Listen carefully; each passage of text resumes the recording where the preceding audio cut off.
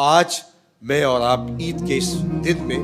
جب کہ اللہ کی بڑائی بولنے کے لیے اور اس کی حضور شکر کے سجدے بجا لانے کے لیے یہاں بیٹھے ہیں،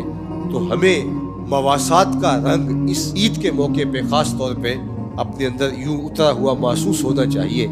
کہ صبح سے لے کر شام تک کھانے اور پینے کا سامان میسر ہونے کے باوجود اس کو استعمال نہ کرنا تو شام کے وقت کس قدر طبیعت مزمحل اور نڈھال ہو جاتی ہے۔ ہم اس مفاسات کے ذریعے سے جو احساس اس کے نتیجے میں پیدا ہوا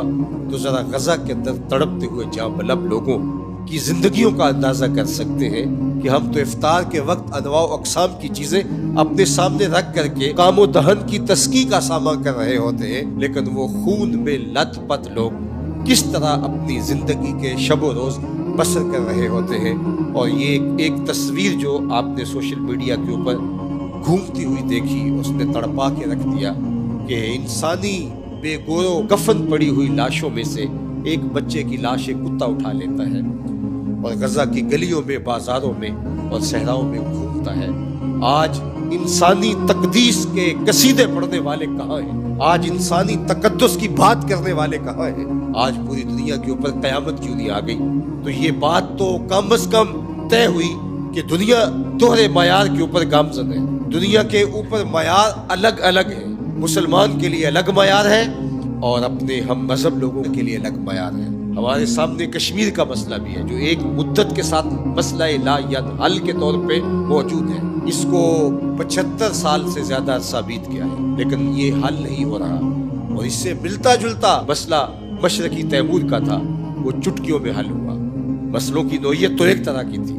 لیکن یہاں کٹنے والے، جان دینے والے، یتیم ہونے والے بچے مسلمان تھے، اور مشرقی تیمور کے اندر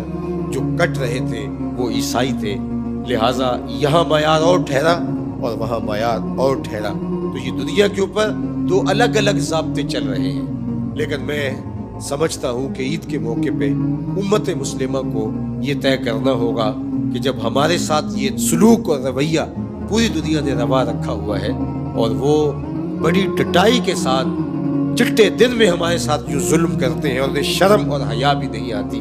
تو امت کو شرم کر کے، امت کو خود حیا کر کے اتحاد اور اتفاق کا راستہ اختیار کرنا چاہیے۔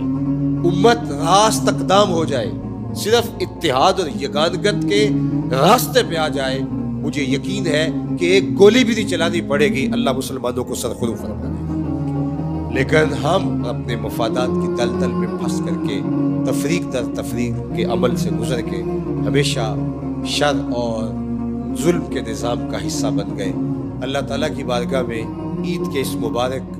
اجتماع کے موقع پر آپ سارے لوگوں کی آمین کے ساتھ دعا ہے کہ اللہ،